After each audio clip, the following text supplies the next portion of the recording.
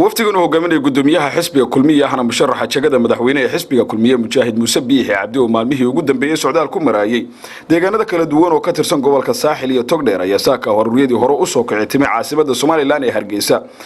gudoomiyaha iyo waftigiisa oo ay horgalayeen maamulka gobolka iyo degmada Berbera ayaa saaka horuriyadii hore u jarmaaday deegaanada dhinaca galbeed gaar ahaan deegaanada ku teesan wadada u dhaxaysa Hargeysa iyo Berbera halkaas ay gudoomiyaha iyo waftigiisu soo dhaweyn balaaran ay kala kulmeen iyadoo kumanaan dad oo ka teesan shacabka ku dhaqan deegaanadaas ay isugu soo baxeen dariiqyada iyo laamiga hareerihiisa iyagoo ruuxa iyo calanka astaanta oo xisbi xaakimka talada dalka haya ee kulmiye kuna dhawaaqaya erayo iyo hal ku dhigay ay ku muujinayaan taageerada ay hayaan xisbiga kulmiye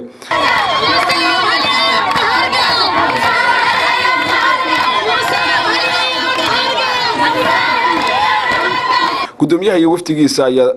dadkaasi kala hadlay goobo kala duwan iyagoo si weyn uga mahadnaqay dareenkooda ay wadaniyadu ku dheehantahay iyo taageerada ay hayaan xisbiga kulmiye ee ay ku soo dhaweeyeen wasiiro xildhibaano salaadiin waxgarad iyo mas'uuliyiinta deegaanada xabaalo tumaalo daragodle xamaas lafaruug abdaal oo iyaguna halkaasi hadallo soo dhaweyn uga soo jeeday gudoomiyaha ayaa muujiyay sida ay u taageersan yihiin xisbiga talada dalka haya ee kulmiye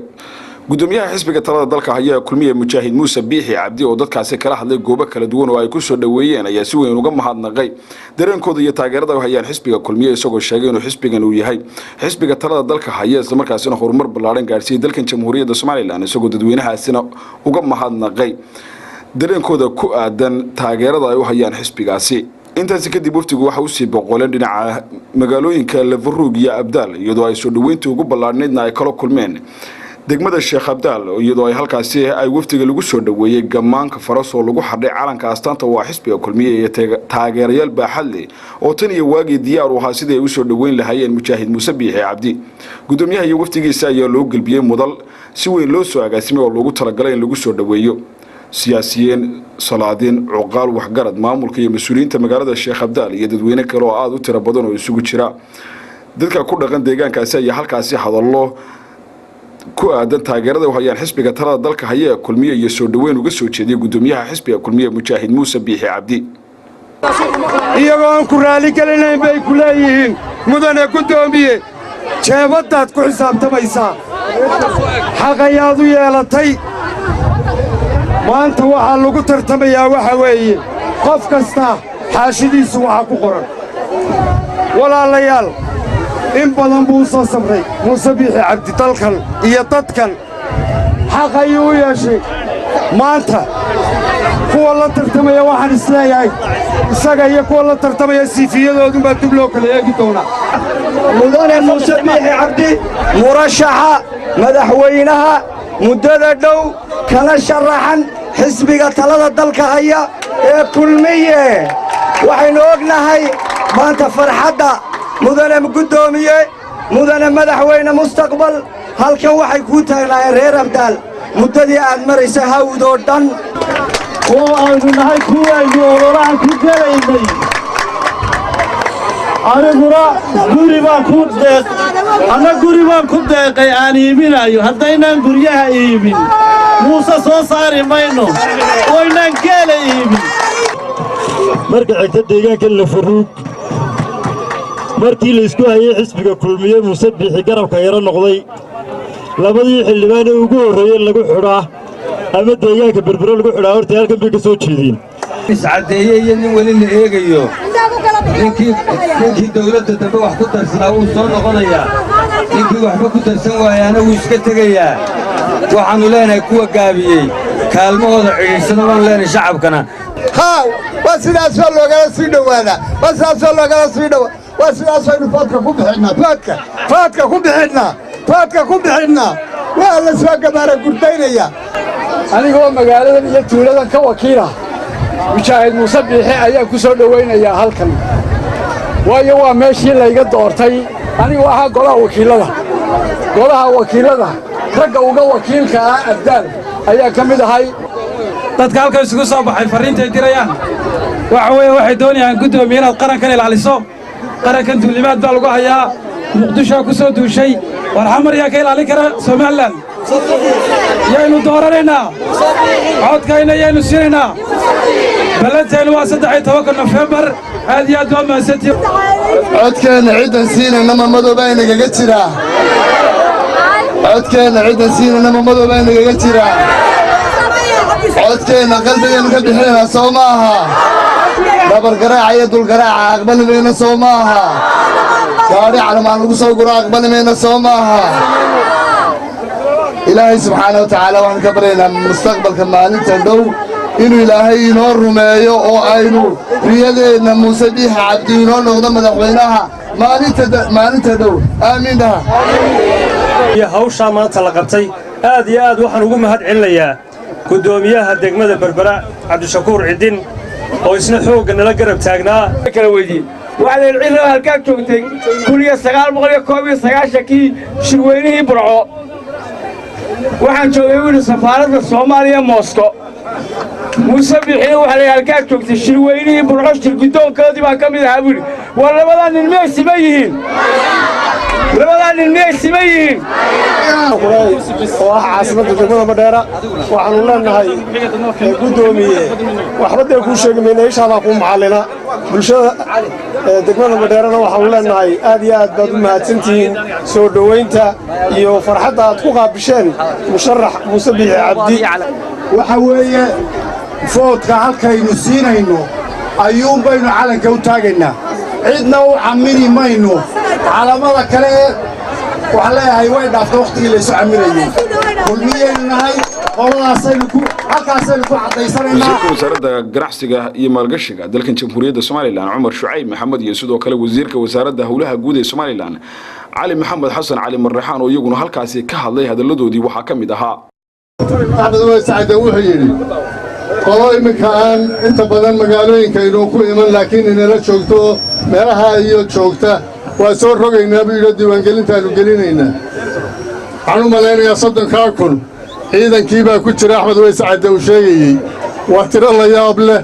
tiradaas waxay u baahan tahay maalin walba in la daba joogo ilaa iyo maalinta codbixinta ee codka lagu ridayo waa la daba joogayaa waa la ilaalinayaa degmadan Madheera si fiican mar soo afgarnay waa hadalka waxa weeyaan wayna sugaysaa degmadii la askaalna oo kulay intayna qadin bin tageynaa taageero weyn baa muujisay ilaa iyo meeshii qabri gorodii aanu tagnay ilaa iyo meeshan ay qoytay ilaa sheekh ilaa halkaa dadku ma kala goonayn xaggaana dee waa sii taxan yahay oo waa la soconnaa markaa maxaa hadhay dee waxaa hadhay hawsha food qura maaha berigii taariikhda laga sheekeeyey waxaa la yidhi sheekh isxaaq markii allah u naxariistay u geeriyooday deegaamadan wuxuu u dhiibay kiishadii buu u dhiibo markaa kaambeynku xaggii kiishaddana buu u baahan yahayoo dee xoolihii ummaddana idinka hayee kaambeynkana soo raaciyoo kaambeynku waa inuu iswada raacaa hawshina waa dhammaatay waa foodkuunbaa inoo hadhay kaadharhkana ilaashada ilaa iyo maalinta u dambaysa ninka la yidhaahdo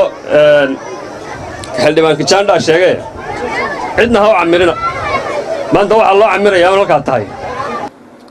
gudoomiyaha xisbiga kulmiye mujaahid muuse biixi cabdi oo gabagabadii halkaasi ka hadlay ayaa khudbad taariikhiya u jeediyay shacabweynaha ku dhaqan deegaanka Madheera gaar ahaan magaalada Sheekh Abdaal oo iyagu si weyn u soo dhaweeyay waxaana uu gudoomiyuhu si gaar ah uga hadlay qodobada uu wax ka qaban doono gaar ahaan dhinaca dhalinyarada waxaana gudoomiyaha hadaladiisii ka mid ahaa dadka iga hor imanayay towdheer oo dhan talmalayay magaalo iyo miyiba iyo inta ka sokaysa ilaa halkan 60% waa dhalinyaraduna mustaqbal bay doonaysaa waxaan doonayaa laba qodob istaago dhalinyarada maanta dalkeenu duruufuhu maraayo dhalinyarada iyo dadka waaweynba laba qodob baa inala gudbaan in mid u raacno inaynu taariibino iyo inaynu tabcaanno labadaas dhalinyarada isu ka garab yaalla ma jiro bini'aadmiga cid tacab iyadoo aanay tabcaanin ama iyadoo hawl aanay qabsanin ku dheefto ku dherta hore loo waayay dhalinyaradeenu waa hawl waa shaqalayeen waa run waxay doonayaan shaqo loo abuuro dadka waaweyn ee aniga gadahayga waxa waajib ah inay keenaan fikradii ay dhalinyaradu shaqo ku leeyihiin dhalinyaradana waxa waajib ah inay fikradan raacaan oo ay hawsha qabtaan anagu kulmiye ahaan markaanu rugnay shaqo waxaynu ku helaynaa innaga oo dalkeenna aaminna ilaahayna kaashanna duruufaha adagaynaga hor yimidna eegna saynu xallinayno dalkeenna roobkii uu ku yaraaday xoolihina way sii yaraadeen haddana waxaa layna rabaa tacab nolosheennu xoolo qura ku tirsanay waxaynu u baahannahay oo lagama maarmaan ah inaynu u guuro habka oo xoolaha loo dhaqaayo oo ah in xoolaha la fadhiisiyo geediga laga fadhiisiyo tacab bay u baahan tahay xoolo waxay u baahan yihiin in la dejiyo dabeetana calaf loo beero lagu tabco dabeetana wax laga soo saaro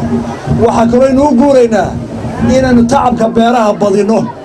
ma jirto ummad nool oo dal meel ku dhaqan oo wax wal oo ay cunaanba dibadda ka keena innaga mooyaane gobolkan saaxib waa gobolka ugu meeyey badan dalka togoo dhan saaxil buu maraa meel biyo yaallaanna barwaaqaa taalla ragga xoogga ee saaxib jooga waxaa laga rabaa inay tacabka beeraha dhagaxa jabiyaan oo ragga gacmuu murxaan oo muruqu intaa la ekaado oo aanu muruqiisa iyo xooggiisa la qayrin oo aanu meel la fadhimaan ka rabaa dhallinyarada lagama rabo inay sheekeeyaan ay gidaar fadhiistaan meel ku gaari mayno waxaa hubaana ninka dhallinyarada 20 jirka ama 30 jirka ee maanta jooga xataa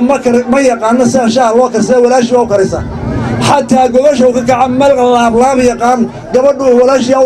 yaa u laabta taasina waa khasaare adduun qofka nool ee shaah karsan karay ee gobashiisa la laabi karay inamada halkaa jooga haddaan weydiiyo 20 jirka oo dhan kuma shaarkiisa laga kaawadeyn kara 5% noqon maayaan xataa ma kaawadeyn karaan dharkooda ninka aanta aqoon baa waliba tahriibayo bodka tuuraya wuxuu ka keenayaa yar waxaynu u baahanay dhalinyarada inaan baro tacabka oo kaga bilowno guriga oo kaga bilowno jaarka oo la baro inaynaan horumarin ilaa dhulkeenna inagu ka soo saarno waxaynu cunno waa qodob gudoomiyaha iyo waftigiisa ayaa sidoo kale si weyn loogu soo dhaweeyay deegaanada maqaaxida inanta iyo sidoo kale deegaanka Dacarburuq iyo deegaano kale oo la xidhiidha waxaana dadkaasi ay iskaga mid ahaayeen soo dhaweynta iyo taageerada ay u hayaan xisbiga talada dalka haya ee kulmiye Mukhtaar Cabdiraxmaan Maxamuud telefishinka qaranka Soomaaliland Berbera